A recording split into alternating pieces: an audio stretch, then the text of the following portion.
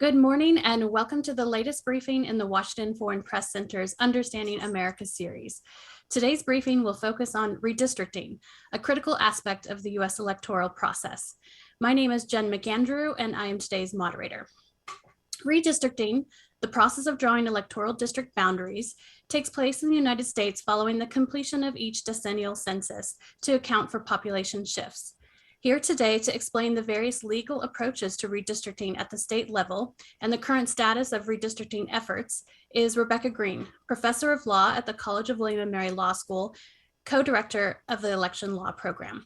She is a legal expert on legislative redistricting and redistricting transparency, has served on the bipartisan National Task Force on Election Crises, and provided research support for the Presidential Commission on Election Administration. We appreciate Professor Green giving her time today to brief the foreign press. And now for the ground rules. This briefing is on the record. Today's briefer is an independent expert. Views expressed by briefers not affiliated with the Department of State are their own and do not necessarily reflect those of the U.S. government.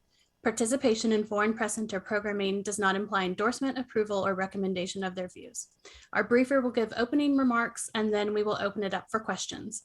And with that, I will pass it over to our briefer. Professor Green, over to you.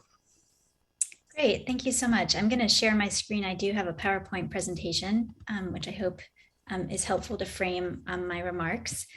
I guess first, I'll just mention, so I teach at William & Mary Law School, where I teach election law, and I also teach a class on legislative redistricting and GIS, where the students use software to draw compliant maps in Virginia. So that's who I am. I just want to take a quick minute to thank the Foreign Press Center for inviting me to speak on this topic. And I also wanted to offer a warning. I teach election law, which is very different from politics or political science. So I'm going to be focusing these remarks on the legal and process questions surrounding redistricting, not the political ramifications of how redistricting impacts politics in the United States. So with that caveat, I'll jump right in. This is a map that is intended to show you the different ways that states draw their maps. So in most states, the states that are in green, the legislature is responsible for drawing the lines. And this creates a huge conflict of interest because they're drawing lines for their own districts. And so oftentimes you'll see, if one party is in power, you'll see them try to draw lines to protect or increase their power. Or sometimes you'll see a bipartisan gerrymander where parties, incumbents on both sides of the political spectrum will join together to protect their seats. The other model that is common is an independent commission. So you'll see the yellow states represent states where the legislature no longer has power to draw the lines, and it's instead been given to an independent commission. And it depends on how the commission is structured, but often the state legislature won't even have kind of an up or down vote once the independent commission draws the lines. And then there's kind of a bunch of other variations, which you can see in the other colors in this map. But that just gives you a general sense of who draws the lines in the United States. I guess it's important to mention also that the US Constitution in Article 1, Section 4 delegates to states the power to sort of decide how their elections are run, and that includes redistricting. And so there's been a lot of push this last year or so to say that legislatures should have total power over elections, which could call into question whether or not commissions have the constitutional authority to draw the lines. But there was a Supreme Court case out of Arizona several years ago in which the court said that the system in Arizona to have an independent commission was in fact constitutional, even though it cut the legislature out of the process. So that was resolved, at least with respect to that case. This next slide, I thought I would just try to give you an overview of what rules apply, what rules those who draw the lines in the United States have to follow when they are making district maps. The first to note are just basic federal law, the most straightforward of which we call one person, one vote, which means that each of the districts, so if you have a state that has 10 US congressional districts, each of those districts has to have the same number of people. You'll hear that referred to as equipopulation. Federal law also mandates that at least for US congressional districts, you cannot have any multi-member districts, meaning that you can't have a single district that elects more than one candidate to US Congress. There are some states that have multi-member districts, but in the United States, most districts, even at the state level, are single-member districts. There's also provisions in state constitutions that put out some rules for how line drawers have to draw their lines. I've given some examples here. Contiguity just means that the districts can't be in two different parts of the state. They have to touch they have to be contiguous. They have to not be like a polka dot pattern. They have to be compact, and there's been a lot of litigation about what that means because there are lots of different ways to measure compactness. And then most states require that political or geographic boundaries be considered during the line drawing process. So for example, you wouldn't cut up a city or another, or you wouldn't cross a lake, for example, or a river. Then it's important to note that there's a huge amount of variation in how states draw their lines and what rules apply. So this is just a slide to give you some examples of state variation. So some state constitutions require that line drawers keep communities of interest together. So you can think about that as, for example, if there were a military base or an agricultural community or a group of people who have the same interests, the state commands that line drawers try to keep those interests together in one district so that their vote isn't diluted by being divided into two or more districts.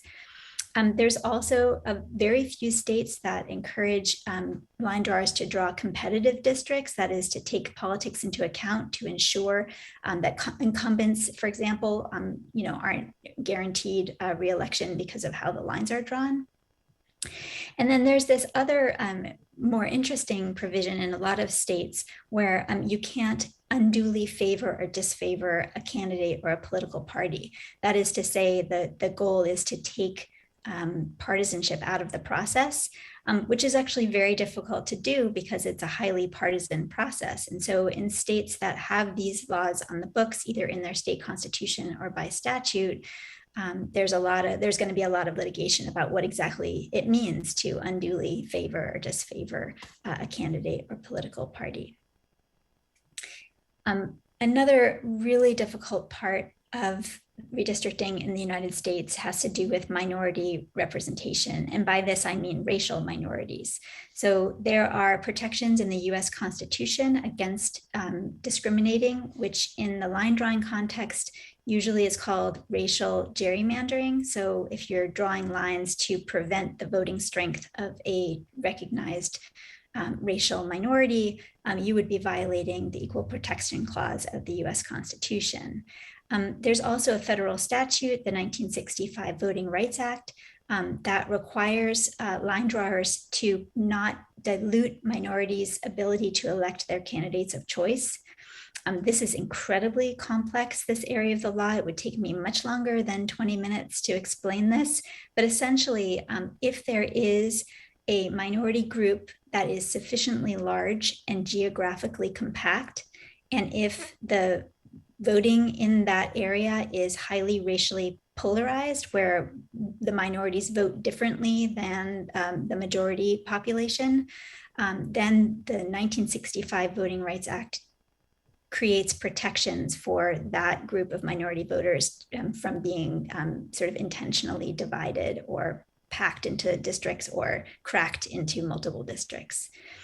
But it's tricky because essentially line drawers are told that they must ensure that minorities are able to maintain their ability to elect their candidates of choice, but line drawers can't take race too much into account. That is, there have been several court cases that have held that,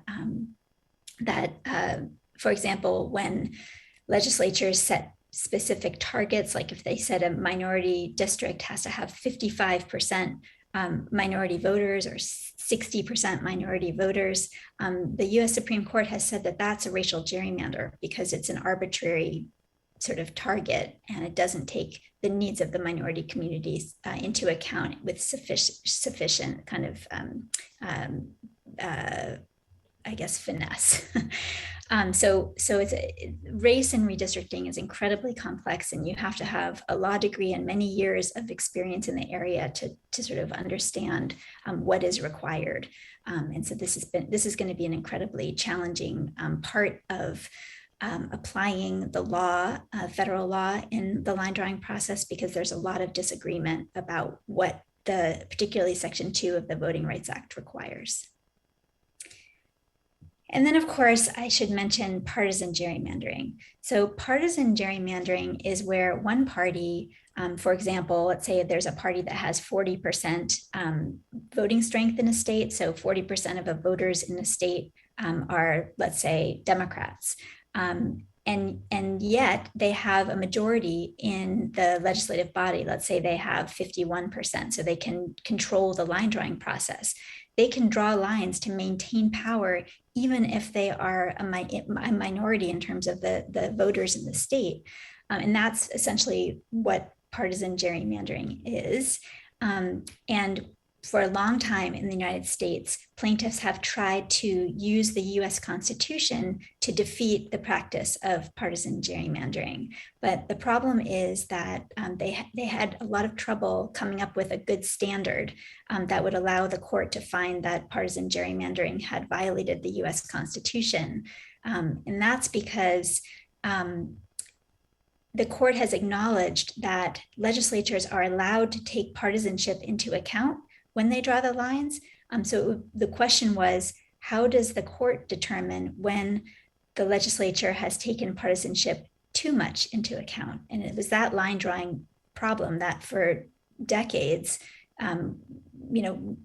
totally befuddled the US Supreme Court until 2019, when the US Supreme Court decided that partisan gerrymandering cases were what's called non-justiciable, which means they decided that it was impossible for courts to identify unconstitutional partisan gerrymanders, so that they would no longer, after Rucho, this decision in 2019, be involved in weighing those claims.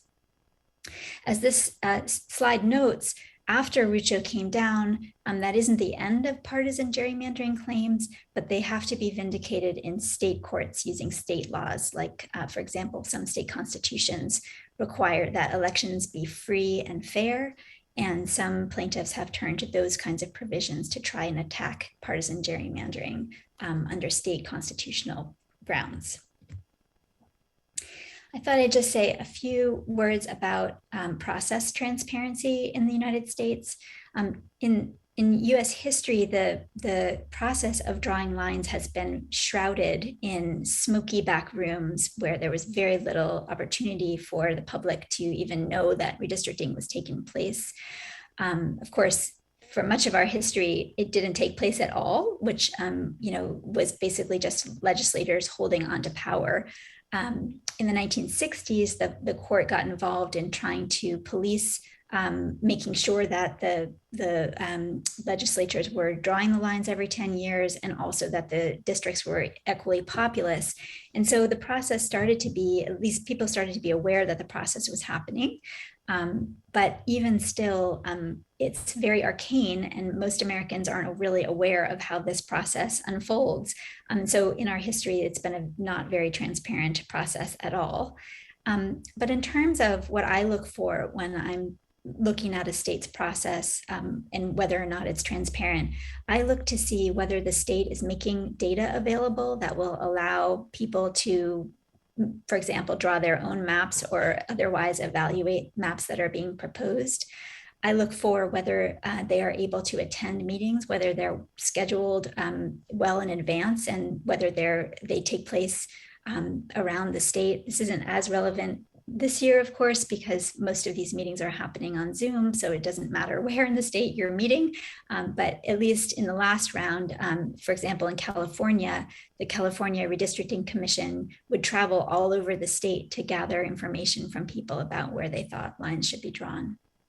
And then finally, and I think one of the most important transparency measures is to ensure that maps are published, that is to say, proposed maps are published well in advance of becoming finalized and early enough that people can have meaningful input if they are unhappy with what they see. I thought I'd just mention sort of where you sort of see the fault lines in terms of litigation. You see a lot of litigation about partisanship in line drawing. And I think this round, we won't see it in federal court, but we will see it in state court, particularly when it comes to litigating what it means for those states that have these provisions to not favor or disfavor a political party or candidate. I think you'll see a lot of pressure on this question of meaningful public input and when and whether the public is allowed to take part in the process. And then I think there's going to be, at least when it comes to transparency, a lot of kind of talk about how to address process abuses when, for example, maps are passed in the dead of night without any opportunity for meaningful public input. I thought I would also mention just quickly some of the concerns when it comes to line drawing and why people are worked up about this in the United States. The first concern really is that this leads to a lot of political polarization. And this happens because you essentially are creating non-competitive districts, at least if you're going to gerrymander. That part of the dream, right, is that you create safe districts for political parties. And once you've done that, that reduces the incentive for elected officials to court independents and moderates because they have a safe district. And so the feeling is that that leads to greater polarization in our politics. Another big concern, because in the United States, partisanship and racial identity often align. We've seen this a lot. We're seeing this in a lot of southern states in this round, where for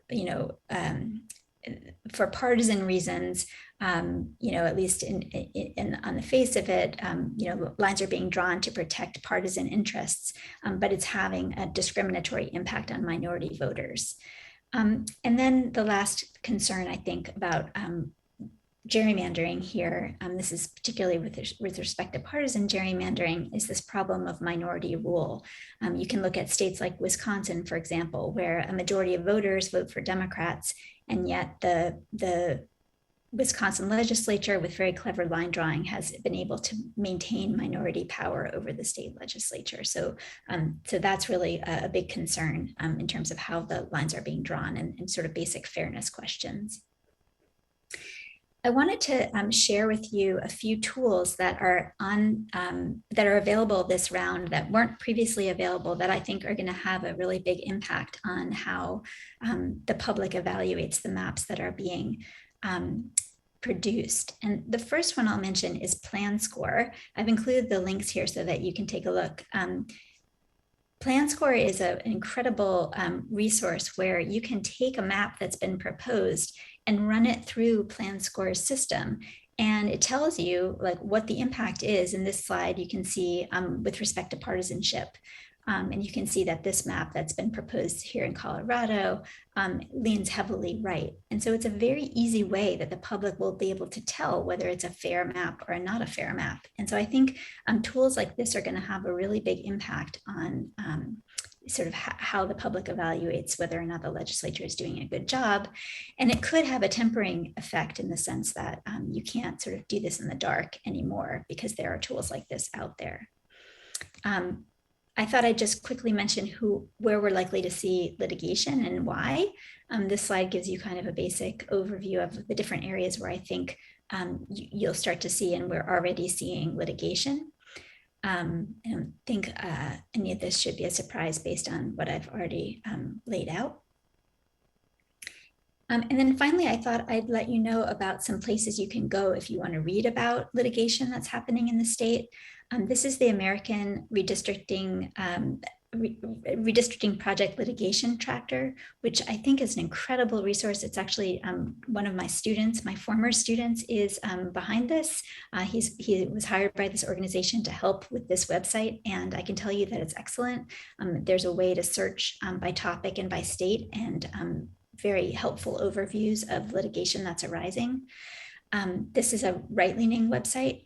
Then this is another really great resource. This is it used to be done by a professor at Loyola. And as you can see, there's a little cross out where Doug Spencer has taken this over while the professor who was doing this is working in the Biden administration. But this resource has just an incredible wealth of information, not only about what redistricting litigation is happening in states, but also about process and how each state's laws require, or I should say, what the laws require in each state, both with respect to who draws the lines and what they're required to, which rules they're required to follow.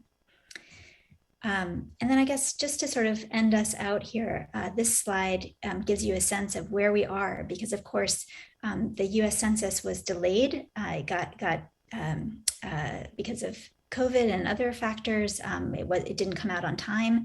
And so we're looking at the map here of where states are in the process in terms of getting their maps finalized. And you can see that there's already some litigation popping up. So that is all I have for you, and I hope that was helpful. It's, again, just a very broad overview of some of the laws and process challenges that we're facing right now. Thank you, Professor Green, for that very concise overview of a very complex issue. We will now start the Q&A for today's briefing. If you would like to ask a question, you can raise your hand using the raise hand function or submit it in the chat. We did have a few advanced questions submitted, so I'd like to start with one of those from David Smith of The Guardian. His question is, do Democrats face a dilemma, take the moral high ground by opposing gerrymandering, or fight fire with fire by doing it themselves?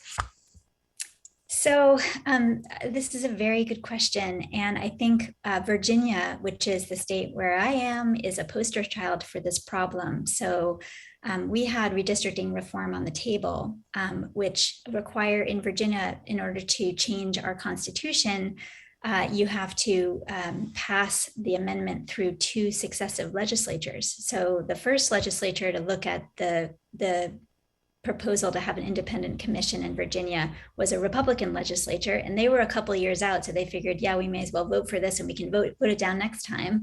And then the following year, the Democrats had gained control of the legislature in Virginia. And so they had to make a big decision, which is, do we vote for reform of this process because of the anger, especially on the left, about partisan gerrymandering, and sort of do the right thing? Or do we cling to power because we will be in control when the lines are being drawn the following year? So this was exactly the question that they had to kind of wrestle with. And the decision that they made was to, do the right thing, which was to divest the legislature at least of partial power, because it's not quite an independent commission. It has some legislators on it, but it was, they did give up power in making that decision. I think a lot of Democrats in Virginia are not happy with the decision that the legislature made, given that they were going to be in the driver's seat otherwise during this process. But for those of us who care about process fairness, I think you can kind of go back and forth. And one party can be in control one time and stick it to the other party, and then 10 years later it can be the exact reverse. But it seems like the American public anyway has a huge appetite for process fairness. So that may be the direction if we go, if people are truly responsive to voters' interests. Thank you. Our next question, I will call on Daisuke Nakai from Asahi Shimbun. Please unmute yourself, Daisuke. Hi, thank you very much for doing this. Sorry, I'm sort of off camera. I'm sort of not. You're fine. You mentioned section 2 of the VRA, which Yeah. seems incredibly complex, to tell you the truth. It is. I know there's been a couple of conservative cases saying that basically section 2 is unconstitutional, that it sort of legitimized gerrymandering. But half a century down the line, since the Voting Rights Act was passed, or more than 60 years now, I guess, what are your thoughts? Is section 2 still necessary? Is it viable? Can anybody really explain how it really works?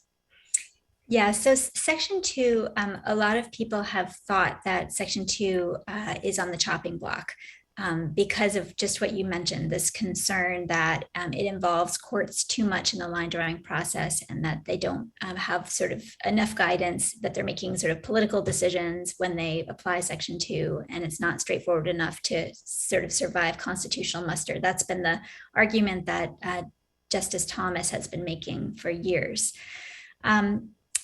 You know, if you ask voting rights attorneys, they will tell you that section 2 is actually quite easy to apply, in the sense that a court case called Jingles versus Thornburg gave very clear, Thornburg versus Jingles gave very clear direction to when and under what circumstances plaintiffs had a section 2 claim.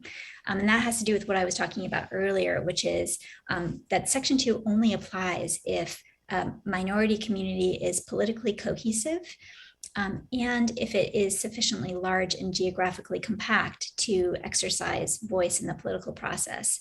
And so the idea is that that case that set up this kind of structure for who could bring a successful section 2 claim simplified and made it easier for courts to apply the law. But on the other side, you know, there is a lot of confusion, and you know, Justice Thomas's argument about it being too difficult to apply, I think, is gaining a lot of steam. And I think it will be really interesting to see how that all plays out, whether line drawers, you know, are able to, you know, have enough guidance about what section 2 requires to draw maps that evade litigation. But something tells me that a lot of litigation is going to pop up, and I guess it's already started to pop up.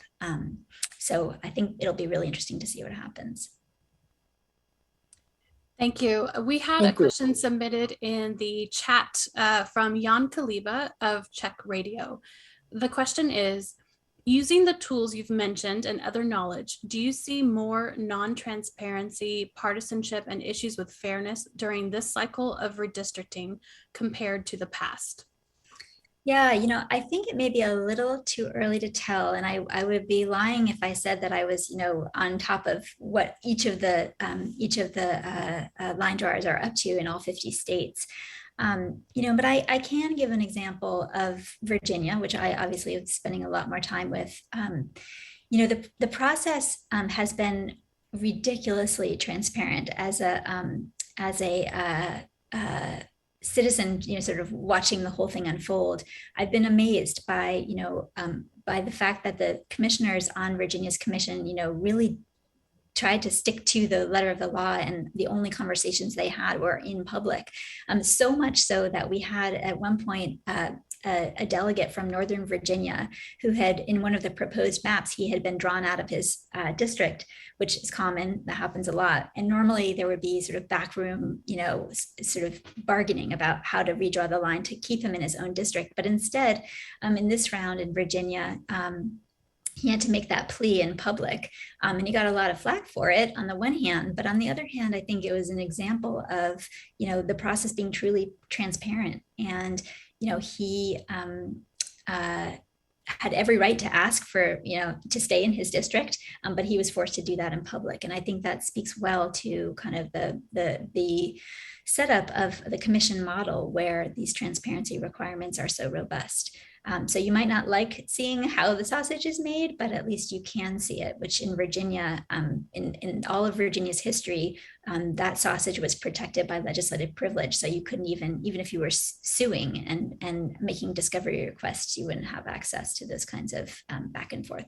So I don't know if that answers your question, but, you know, I think transparency is tricky in redistricting, because unless you have rigorous transparency protections. You can have a public facing process, but the sausage can still be made in the back room. So that's really, I think, the struggle in the United States is trying to figure out how to rein in legislatures' worst impulses when it comes to line drawing.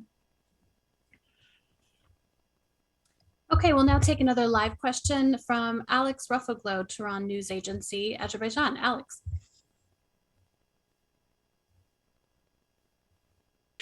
Thank you so much for doing this, and happy Friday.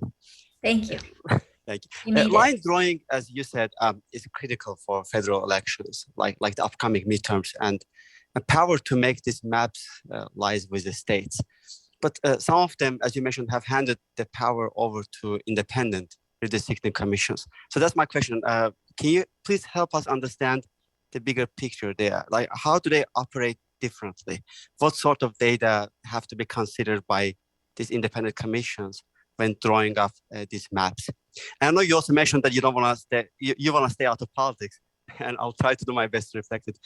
Albeit questions about electoral redistricting could impede the potential for truly democratic representation. What are the big themes, in your opinion, so far, in terms of parties shoring up the areas? I know there have been some, we heard and read about some fights. Thanks so much. Yeah. So I'll explain the way commissions work. So, well, first of all, every state will set up its commission slightly differently. So they'll be populated in a different way, and the rules that they follow will be different. So there's no one size fits all in terms of how commissions function, but I can give you a few examples. So in California and Arizona have sort of, I think, are the furthest along in experimenting with the commission model. And in those states, the commission is populated by citizens. So there are no legislatures on the commission at all. And that's kind of the biggest process protection, I think, and the reason why independent commissions are so popular, because otherwise you're stuck in the United States with the hen guarding, or the fox guarding the hen house, right? Where you have legislators who are drawing their own lines, and there's this inherent conflict of interest. Whereas if you have legislators, citizens drawing the lines, they don't have that same conflict of interest. They may have political preferences, but they don't have that same conflict of interest in terms of their own job being protected by where the lines are drawn. So that's the theory. I think when you have independent commissions that don't have any, where the legislature is taken out of the process, I think you also tend to see a lot of process fairness. So some of the transparency processes that I described, where all of the meetings are public, where there's greater public input, and where the input can be meaningful. So you see some of these process protections built into commission states as well. And then I think also states are really experimenting with how to make the process more fair based on the rules that they apply. And this idea that you can't favor or disfavor a political party, is something that I think is going to be incredibly. I think people are going to be looking very closely at that this cycle, especially now that partisan gerrymandering claims have been ruled not justiciable by the U.S. Supreme Court. So I think that's where all the eyes are going to be. And then remind me what the second question was, because I've now talked for so long that I can't recall what the part two was.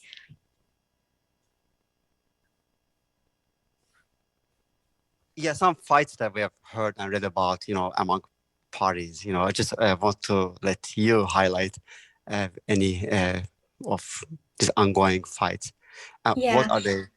I understand that some big themes are out there and they are trying to shore up their areas. But in your opinion, what are the big themes that they are fighting over right now? Yeah, so it's really interesting when in 2019, when this issue was before the Supreme Court, that is how far parties can go to protect power by drawing the lines. The case was teed up with a case in North Carolina where the Republicans had done just a ridiculous partisan gerrymander, where they said, outright, we're trying to protect Republicans, and we want to draw a map that will favor Republicans. the companion case that was before the court was from Maryland, where the Democrats had done the exact same thing. They had, very deliberately, gerrymandered the state to protect Democrats. And so it was sort of this very nice, it made it seem as if, and it is true that both Republicans and Democrats, when they are in power, will typically, if they have the power to draw the lines in their favor, they will. And I think if anything is true, it's that a partisan, if given power, will act to protect their power. And I think we're going to continue to see that play out as long as states, give partisans power to go nuts. And I do worry that the 2019 Supreme Court opinion will unleash the worst partisan instincts. And I think we're already starting to see that in states like North Carolina and Georgia, where, now, unless there are state laws that require otherwise, line drawers can say, we're just doing a partisan gerrymander. We're just trying to hold power for our own partisan interests. And, that's troubling if you care about process fairness and the idea that the lines should be drawn so that voters can elect candidates who they like. Wonderful. Thanks so much. Thank you. To follow on with that question, we had a question submitted in the chat from Francesc Reverter, TV3 Catalonia. The question is, how pessimistic/optimistic are you regarding the most gerrymandered states like Ohio, North Carolina, or Georgia? Do you think it's still possible that they have free and fair elections? Or with their majorities and the 2019 Supreme Court ruling, will it be virtually impossible for Democrats there to win congressional elections? Yeah, I don't know the answer to that question. I don't know if I'm optimistic or pessimistic. And I think one thing to keep in mind, and Justice O'Connor used this phrase in one of her opinions, she called it a dummy mander. And that is to say, when you go so far and the line drawing is so egregious, you might make people angry enough that you'll actually undermine your goal. That is to say, we have very low turnout elections in the United States. And if people get angry enough about this issue, it could be that we see, shifts that were not predicted. And I think that's the other piece of this is that, I think it's when you gerrymander, you're gerrymandering because you have a pretty good idea of how you think a person votes. I mean, it's, you can literally tell, where to draw the lines based on which magazines people order or, what their, credit card statement has to say about what you think their political leanings are. So it's all predictive. And there's every reason to believe that, at least in some circumstances, those predictions might be wrong. And so it's hard to say, on the one hand, you could argue that, legislators, line drawers can gerrymander with surgical precision because of all the data they can use. On the other hand, life is unpredictable, political winds are unpredictable. And so even the most careful gerrymander may come apart given political trends that unfold. So I guess that is all to say that, there's reason to believe that parties will be able to entrench themselves and that what worked in the past will work going forward. But it's also possible that, politics could be upended by something, including people being angry about gerrymandering, and those predictions might not necessarily come true. Okay, I'd like to come back to another advance submitted question. This one is from Pearl Matib from Swaziland News. Her question is, if you were to list the top 3 pillars that assure redistricting transparency in democracies, what would they be? And what would be 3 challenges that process faces today in the US and weaker democracies around the world? Yeah, I think the pillars, I think are whether the data is available in a usable format, whether there are open meetings requirements, and whether maps are published early enough for meaningful public input. But I guess I sort of alluded to this during my remarks. The problem is that you can have what appears to be a very transparent process that's public facing, but then have the sausage be made in the back room nevertheless. And there was a really interesting example of this in Florida. So in the 2010 round, Florida voters had passed an amendment to require that there be no partisanship at all in the line drawing process. So they left it with the legislature to draw the lines, but they said you can't take partisanship into account. You can't act to protect partisan interests. And so what happened in Florida was that in this case, the Republican Party mobilized and it sort of figured out what it wanted the lines to be. And then it had sort of stand-in sort of quote unquote members of the public present maps through a public comment process, appearing to be a disinterested member of the public, but in fact entering in sort of these very partisan maps. And it was sort of up to a court later to figure out whether those actions had in fact violated the constitutional requirement in Florida state constitution not to use politics. So that's just an example of what was on its face a transparent process, which was actually being manipulated in the back end by partisan actors. So, you know, I mean, transparency can only get you so far in the redistricting process. And I do worry, you know, that even transparent processes will in fact, you know, have problems in terms of how they accept public input. We're coming to the end of our time, so I'll just do one last call for questions. You can raise your hand or submit in the chat. Oh, I just saw one came in the chat, and this is from Sonichi Akiyama from Mainichi Newspaper, Japan.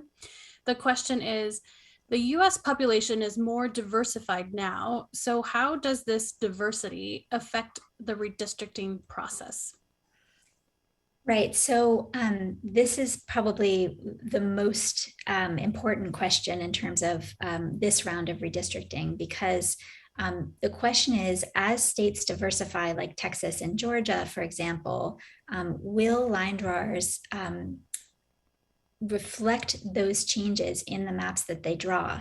So in other words, if a state has, let's say, just to give a wild example, if the minority voting population in a state raises by 20%, you know, over the course of 10 years, which is a lot, but just to give an example, will that 20% sort of voting power increase be translated in the maps that are drawn, or instead will the maps be drawn to kind of scatter that minority influence? And I think what we're seeing, at least in states like Texas and Georgia, is that it's more the latter, that the maps are not reflecting the changed demographics in the state in ways that I'm sure will be litigated. I'll come to another advanced submitted question. This was from Takashi Oshima of the Asahi Shimbun in Japan. The question was, do you think redistricting is one of the factors that accelerates polarization? You know, that's certainly the argument that's made. That is to say, gerrymandering specifically leads to, the argument goes, less competitive districts. And where you have less competitive districts, then you're more likely to have partisans or candidates who are playing to the extremes, and rather than looking for votes in the middle. But you know, it's awfully complicated, and you know, I think there are a lot of drivers in polarization in the United States that are leading to more polarization that don't have to do with redistricting. So I think it feeds it in certain circumstances, but I think there are all kinds of issues, like for example, with our primary system, that are potentially having a greater impact on polarization than redistricting. But I think there's no question that it can make it a lot worse. I think, you know, one of the unfortunate drivers of polarization in our country is the first past the post election system that we have. So we don't use proportional representation systems. We don't typically have multi-member districts. And so basically you just in some places just need to, you know, win your primary, and you're almost guaranteed, you know, to win in the general election. And so that means, right, that in a primary, you know, mostly more extreme voters are the ones who participate, and so you're not really, again, playing to the middle in those circumstances. So so there's a lot about our system that is producing the polarization that we're seeing, and I think, unfortunately, it's you know the changes that are needed are a ways away. Okay, I think we have time for one more question. I'll call on Pearl Matib from Swaziland News. Pearl. Hi, thank you so much for taking this last question, Rebecca. I just want to maybe ask you about definitions. Gerrymandering and redistricting, Yeah. is that used interchangeably?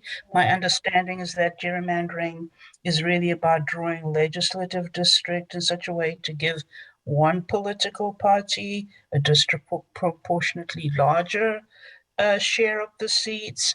And if we're talking about a healthy democracy, how can the electorate look at either gerrymandering or redistricting, whichever way you want to define it, as a fair and democratic process? So where does that legislative democracy nexus come into play, so people actually feel like this is a fair process? I'm trying to glean what Yeah. lessons could we in Swaziland learn from your process, and maybe tell us a little bit about where did this whole concept originate? Why do we even have it?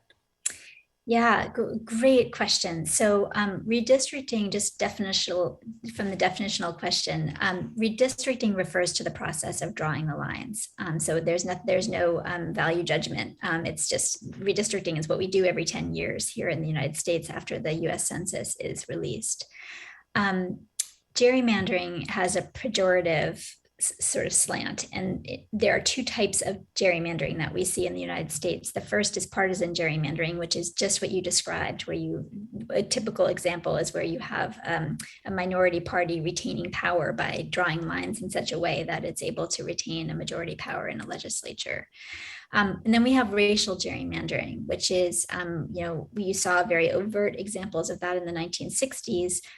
There's a famous case from Tuskegee, Alabama, where the municipal lines were drawn to exclude, I think, all but 4 Black voters from the municipality. And so that was a racial gerrymander where race was being used to prevent minorities from having a voice in the political process. And so, in terms of how the process can be structured to provide faith that it is fair and that it's reflecting democratic principles, I think we've come a long way on the technology side in terms of evaluating what maps actually do. So PlanScore, like I showed you, also the Princeton Gerrymandering Project and a project out of Tufts. All 3 of those organizations are using data to help translate for the public what maps actually accomplish. Are they competitive? Do they give one party power over the other unfairly?